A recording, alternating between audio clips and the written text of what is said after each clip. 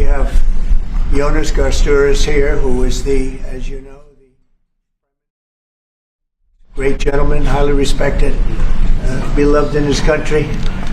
And we've had talks on the war with Ukraine and Russia and trade. We're doing very well, I think, on both.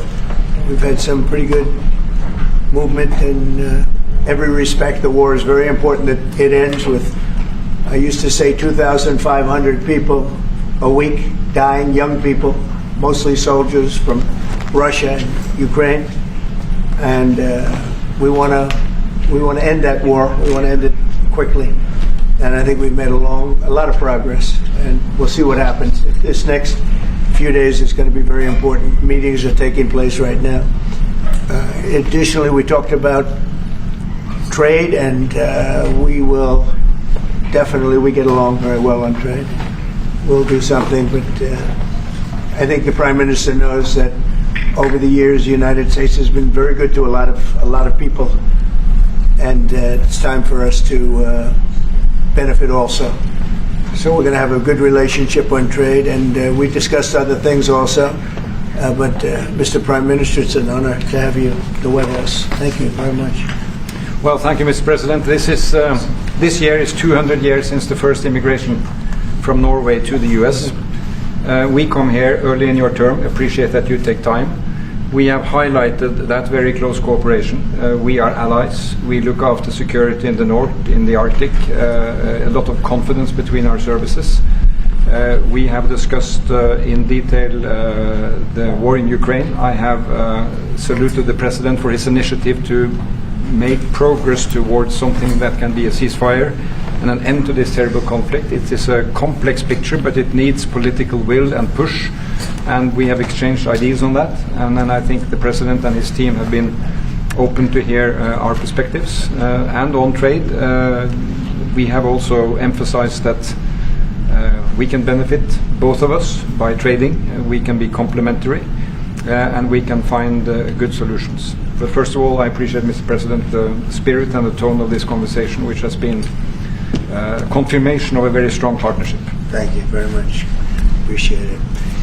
Any questions? Can I ask you first, Mr. President, have you spoken about the tariff that you want to impose on Norway? Is there a chance that you can lower? We spoke about trade, and we understand each other very well. I think we'll have no problem. You think that you will get an agreement? I think we'll have no problem whatsoever with Norway. Mr. President, discuss a possible visit to Norway? Did you discuss a possible visit for President Trump to Norway? We didn't, but I love it. I mean, I've been there, and it is a beautiful place. They have. But I told the President that, he is receiving us early in the term. He's welcome to visit Norway. We would like to have him, and it will be another way of emphasizing this strong friendship. Mr. President, Norway has been a staunch supporter of Ukraine since the Russian invasion in 2022. Has something been discussed here today that may have altered your views on things? No, we want to, very simply, I have no allegiance to anybody. I have allegiance to saving lives, and I want to save a lot of lives. A lot of young people, mostly young people. It's the war. It's the soldiers, and if we can do that, also, as you know, I got started because the money that's been spent on this war is insane. It should have never happened, and it would have never happened if I were president. But Biden spent $350 billion on this, and it's a shame, and that's what got me involved. And then I looked at, and I see the results. It's horrible. It's a killing field. 5,000 soldiers a week on average, and we want to stop that. We both want to stop that for a lot of reasons, but I would say that is my number one reason. Why do you think that we will get Russia to accept a deal that also Ukraine and Europe is willing to? I think so, yeah. I do. I believe they will accept, and I think we're going to get this over with. I hope so, soon. You continue to lack support from NATO allies in your goal of obtaining Greenland. How will you proceed if you don't get that support? Well, Greenland's going to be interesting, but that's for another day. I think we need that for international peace. What are you expecting of your And if you allies? don't have that, I think it's a big threat to our world. So I think Greenland's very important for international peace. Yeah, please go ahead. Mr. President, this morning in Truth Social Post, you used the words Vladimir, stop. That seemed like a slightly different message, a personal message. What is your level of frustration with President Putin? I didn't like at last this point? night. I wasn't happy with it. And we're in the midst of talking peace, and missiles were fired. And I was not happy with it. That's what I meant, and that's, what it Mr. is. President, I assume that's what you mean. Sorry. Yeah. If I the assume. bombs keep falling, will you consider additional sanctions toward Russia, or what will you do if President Putin? I'd does rather not answer respond? that question in a week. I want to see if we can have a deal. No reason to answer it now, but I won't be happy. Let me put it that way. Mr. President, Things will happen. Mr. President, why are you not putting more pressure on Russia? I know a lot of Europeans. Putting a lot of see that. pressure. You don't know what pressure I'm putting on Russia. They're dealing. You have no idea what pressure I'm putting on Russia. We're putting a lot of pressure. Can you maybe tell us that? What kind of We're putting a lot of pressure on Russia, and Russia knows that, and some people that are close to it know, or he wouldn't be talking right now. The Prime Minister understands that better than anybody. He wouldn't be talking right now. He's talking, and we're putting a lot of pressure. I think he wants to make a deal. We're going to find out very soon, but it takes two to tango, and you have to have Ukraine want to make a deal too, and they're being hit very hard, and I do believe they want to make a deal. Mr. President, you said that the Ukraine have to give some territory to win peace, among them Crimea. Do you stand by that? And I know that the former NATO General Secretary today has told you that he does not agree, and he believes in territorial integrity of the Ukraine. How will you deal with that with your allies? And do you stand by that Ukraine have to give? Former Crimea Secretary to General peace? happens to be right here, so they can't put words in his mouth. He's been a great general, frankly. It was because that's what you are. Really, you're a general. But he's been a great Secretary General. We had a tremendous relationship, very successful, and I think he could speak for himself. He's right here. But do you still agree that Ukraine have to give some territory away to win peace? Well, it depends what territory. They've been fighting. They've lost a lot of territory. We'll do the best we can. Working with Ukraine, we'll do the best we can. But they lost a lot of territory. When you say Crimea, that was handed over during a president named Barack Hussein Obama. That had nothing to do with me, Crimea. That was 11 years ago with Obama.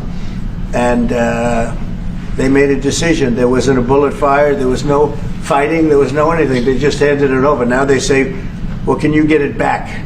I think that's going to be a very difficult thing to do. That was given by Barack Obama when he was president, not by Donald Trump. Thank you, Mr. President, you had a long You have meeting, a peace Mr. proposal President. that you put on the table. It's a 30-day ceasefire proposal. Your national security team presented it to both Ukraine and Russia. 2 months ago, Ukraine agreed to that ceasefire proposal immediately. Russia has not. And my question is Russia the obstacle to peace based upon that, just getting to that 30-day ceasefire? I don't think so. I think that they both want peace right now. They're ready to do something. We'll see what happens. Complicated, very complicated. But I think they are both very much looking to make a deal. Marco, what would you say? Well, first of all, what was put before our partners was options to discuss about things that it would take to end a war. This war is endable. Both sides just have to agree to it. We've shown them a pathway forward. We've discussed those ideas. It was a good meeting yesterday. There'll be good meetings over the weekend. We've shown them the finish line. We need both of them to say yes. But what happened last night with those missile strikes should remind everybody of why this war needs to end. It's horrible those missiles landed. What's even worse is there are today people that were alive yesterday that are not alive today because this war continues, and the president wants to stop it.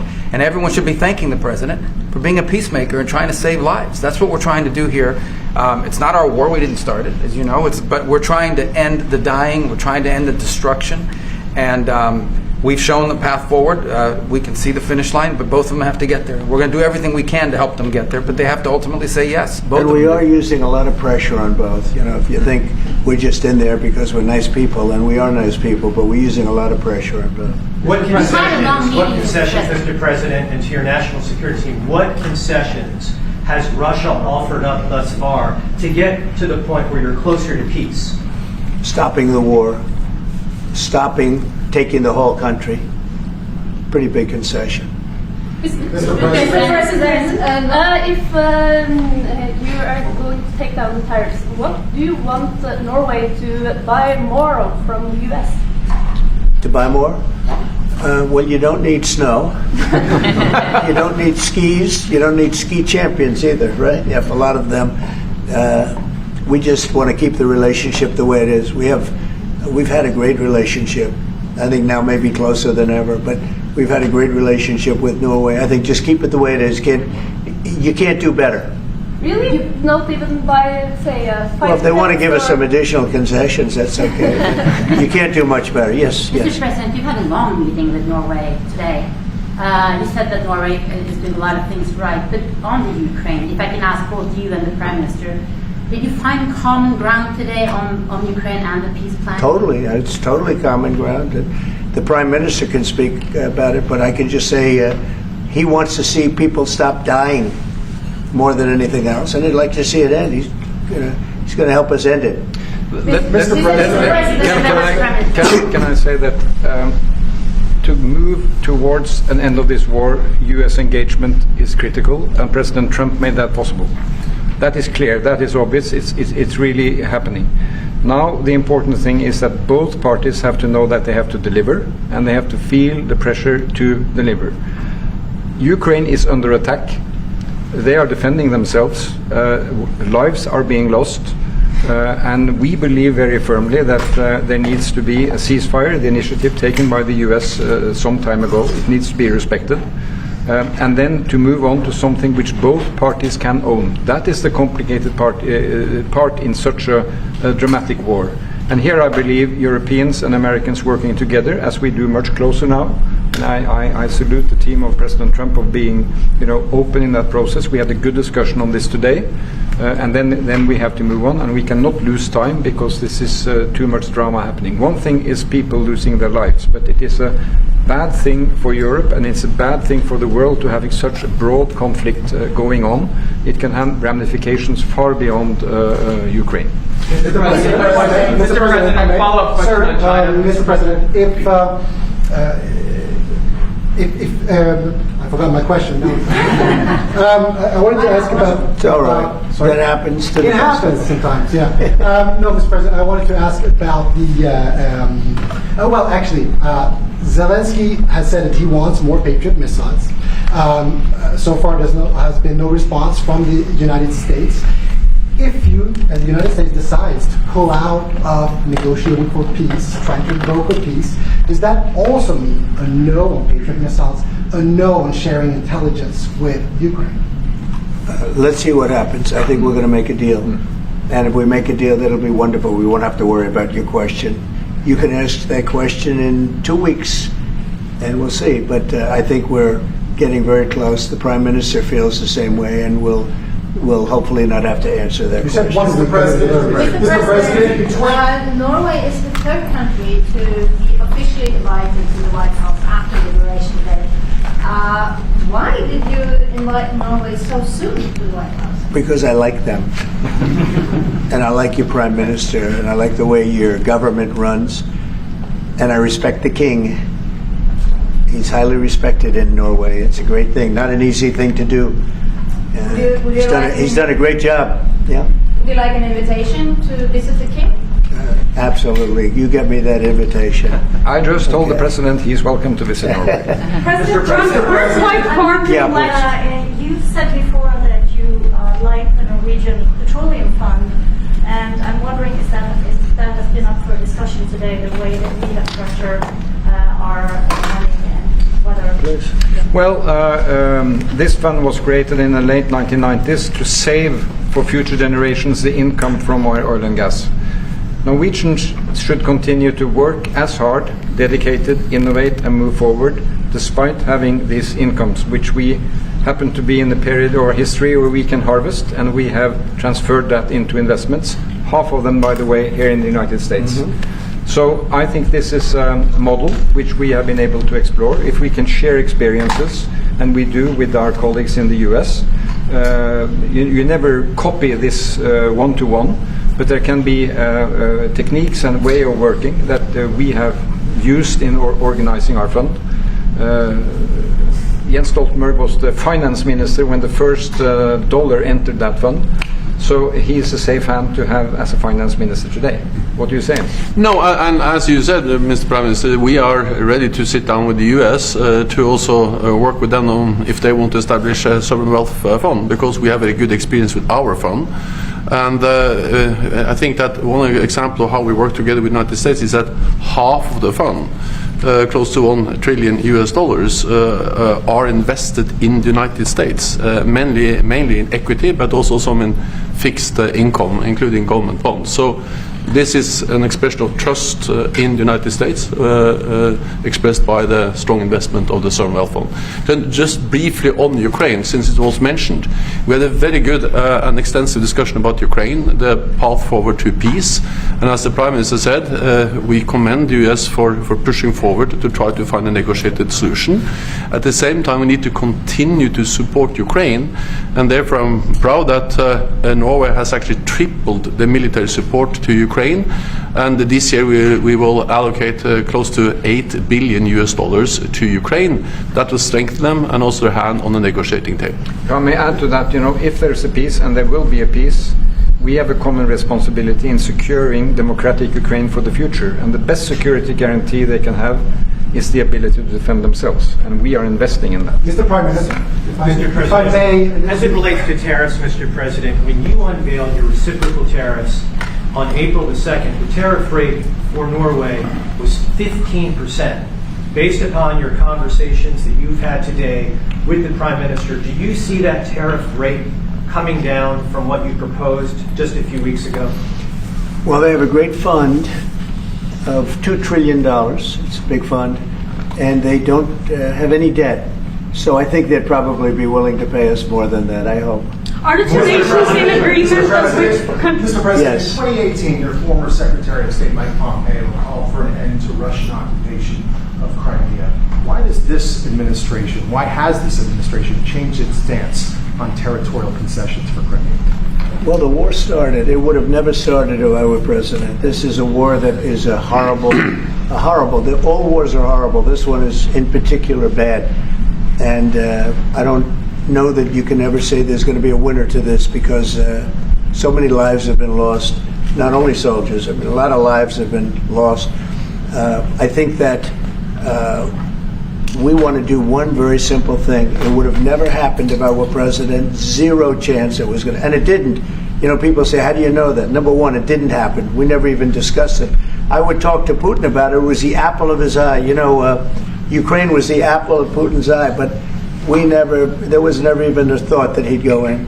And I think he understood that I would not be happy if he did. And it was only when I got out, and when you mention what happened to Ukraine years ago under President Obama and a vice president that was also president later, unfortunately for this country, what happened is large chunks of land were given up, and it was called Crimea, and that was a big thing. That was a big moment. But this isn't my war. This is Biden's war. This is a war that Biden was president when this war happened. But I'm trying to put out the fire, and I think we'll be successful. And if we do, we're going to save a lot of lives. Otherwise, and the Prime Minister had a statement. He said, "This is just a point in time. We're very lucky because this is a point. And if this doesn't happen, this could go on for a long time." Mr. President, will you have meetings with other world leaders when you're in Rome, sir? Future Democrat president? I don't think he will. I think he wants to make peace. I think he wants to end it, and I feel pretty confident of that. But we're gonna know pretty soon. Mr. President, will you have meetings with other world leaders when you're in Rome? Yes, I will. Which leaders do you want to meet, sir? Well, I'd like to meet them all. That would be nice. I'd like to take care of all of them, but we have many of them there, and they all want to meet. They want to meet about trade. And we are making some great inroads and great deals. You might want to speak about that, Mr. Secretary. We had a very successful bilateral meeting with the Republic of South Korea today. We may be moving faster than I thought, and we will be talking technical terms as early as next week as we reach an agreement on understanding as soon as next week. So South Koreans came early, they came with their A game, and we will see if they follow through on that. President Trump, you're rounding up your first 100 days. Do you think you deserve the Nobel Peace Prize if you manage to create Do I deserve the Nobel Peace? If you manage to create peace? Well, maybe for the Abraham Accords. I don't want to get ahead of myself on this one, but they say for the Abraham Accords, and by the way, speaking of that, we're going to be filling it up. A lot of countries want to come into the Abraham Accords. You know, we have 4, and Biden did nothing on that one, too. It's the same 4. But they're great countries, and they were brave doing it, and it's worked out very well, and we're going to be filling up the Abraham Accords. They're going to be, I think, filling it up very rapidly. Mr. President, could you say something about that? There's great, enormous opportunity to grow the Abraham Accords, but I would just point to one thing. Of all the leaders in the world today, no leader is working harder to prevent wars or end them than President Trump is right now. I mean, that's why we're talking to Iran. That's why we're engaged with Ukraine and Russia. It's the desire to prevent these wars from breaking out and to end the ones that exist already. And again, I just think it's tremendous for our country to be led by a president who desires to bring peace and establish peace and protect peace. So it's hard work. Mr. President, Marco just mentioned something that maybe we should talk about for just a second, if we could, Mr. Prime Minister. And you're involved in it, too, because you've been involved in the world and peace. But I think we're doing very well with respect to Iran, and we're having very serious meetings.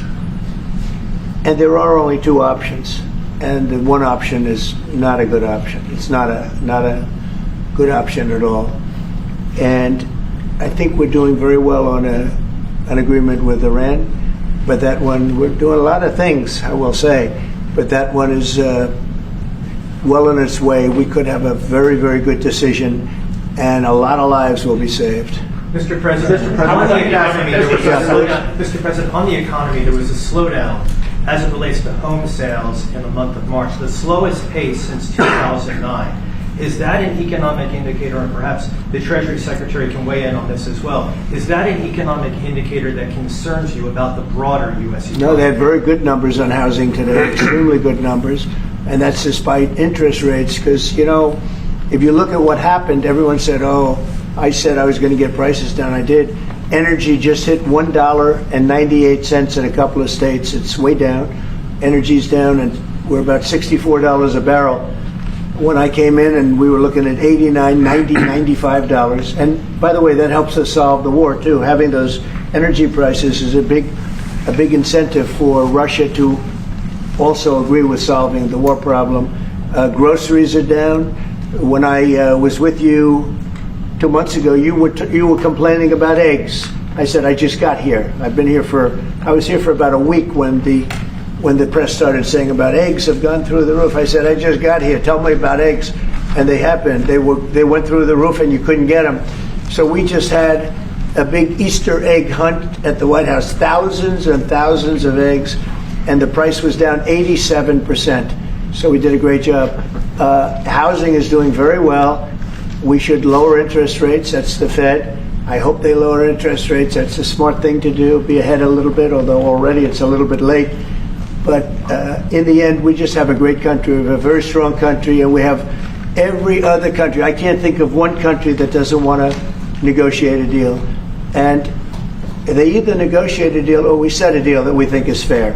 Because we don't have to go through all of these. It would be physically impossible. You know, you have so many people that really understand it, which is a very small group of people here. And we are going to, at some point, just set prices for deals. Some will be tariffed. Some treated us very unfairly. They'll be tariffed higher than others. But we've been ripped off for many, many years. The United States has been ripped off like no country probably in the history of the world has been ripped off for 45, 50 years. And countries have gone rich by doing that with the United States. We've taken care of their militaries, and military is another subject we talk about. We're not going to make that subject to any of the deals, but you know the same countries that I do, where we virtually take care of their military and then don't get treated fairly on trade. So The people, and I don't blame those countries, I blame the people that sat at that beautiful desk right behind you, because those people didn't do the job for this country, and they let us lose $4 billion a day on trade. We were losing $4 or $5 billion a day on trade when I got here, and now we're going to be much better than breaking even, and we're going to be making $4 or $5 billion a day on trade. So, but I don't blame any country, not the worst of them. We were abused by countries. I blame the President of the United States that happened to be sitting when these deals were made. Disgraceful. When I was here, we had a great 4 years. We had the most successful economy in the history of our country, my first term. And we were very tough on trade. And with China, as you know, they paid hundreds of billions of dollars in tariffs. But nobody else ever did that. China paid not 10 cents to any other president. And but not only China, virtually every country got away with murder. And we just can't let that happen. Thank you very much, everybody. Thank you very much. Appreciate it. Thank you very much. Thank you. Thanks, everybody. Head out. Please start moving. Thank you. Thanks, everybody. Thank you, press. Head out. Let's go. Thank you. Thank you. Keep going. Keep going. Keep moving. Thank you. Thank you, press. One little mistake. So, one mistake. Here. Al. Thank you. Thanks, guys. I just finished. Thank you very much. Thank you. No more photos. Thanks.